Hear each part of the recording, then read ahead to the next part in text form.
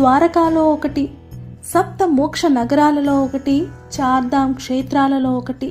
పురాణాలలో ఎక్కువగా పేర్కొనబడిన లింగం, శివ మహాపురాణంలో ప్రస్తావించిన లింగం, స్వయంగా శ్రీకృష్ణుడే అభిషేకించిన లింగం ఈ నాగేశ్వర లింగం.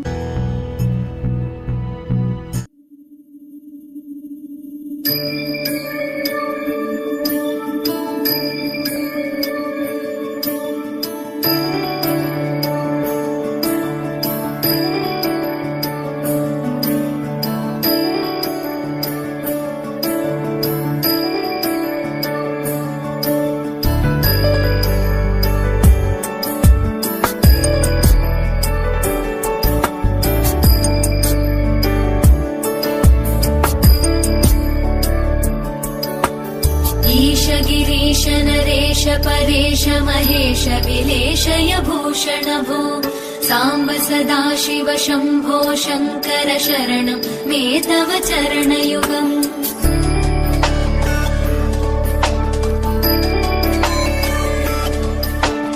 उमया दिव्य सुमङ्गल विग्रहया लिङ्गित वामाङ्ग विभो साम्ब सदा शिव शम्भो शङ्कर शरणं मे तव चरणयुगम्.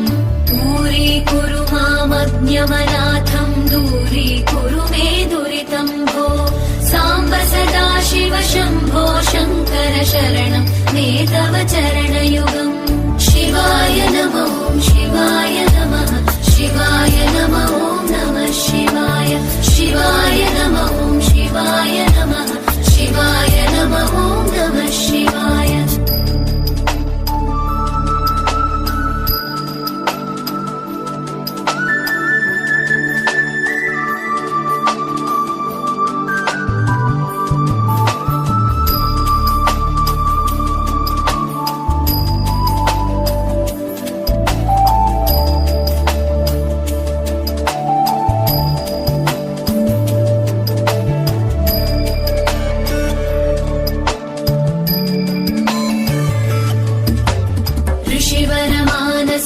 सचराचर जनन स्थितिलय कारण भो साम्ब सदा शिव शम्भो शङ्कर शरणं मे तव चरणयुगम्.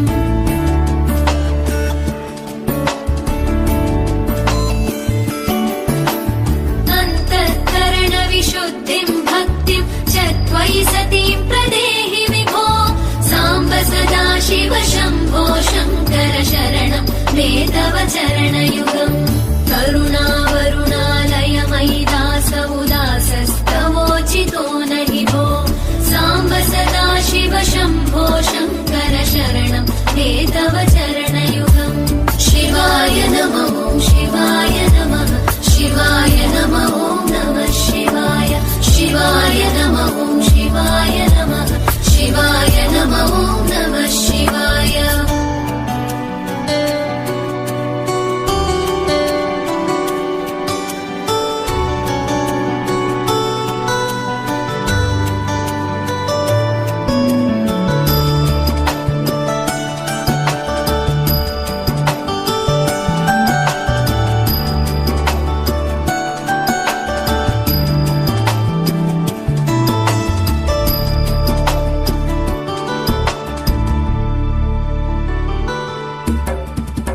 कैलास निवास प्रमथ गणाधीश भूसुराचित भो साम्ब सदा शिव शम्भो शङ्कर शरणं मे तव चरणयुगम्.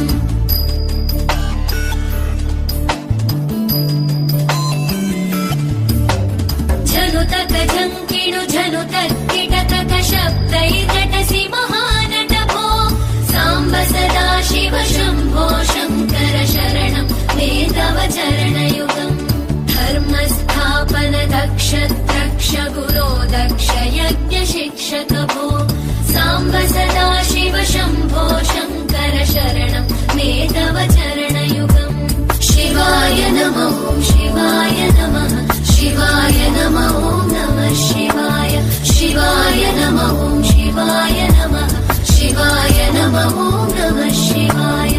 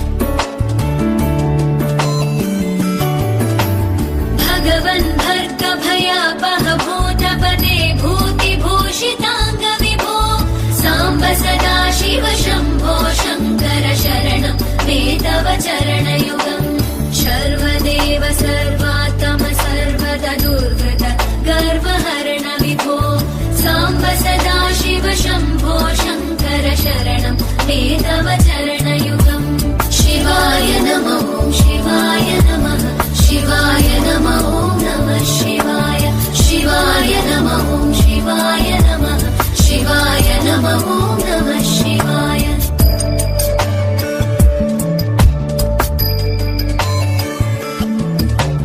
सत्यं ज्ञानमनन्तं ब्रह्मेतल्लक्षणलक्षितभो साम्ब सदा शिव शम्भो शङ्कर शरणं मे तव चरणयुगम् हा हा हू हू मुखसुरगायक गीता वदानपत्य विभो साम्ब सदा शिव शम्भो शङ्कर शरणं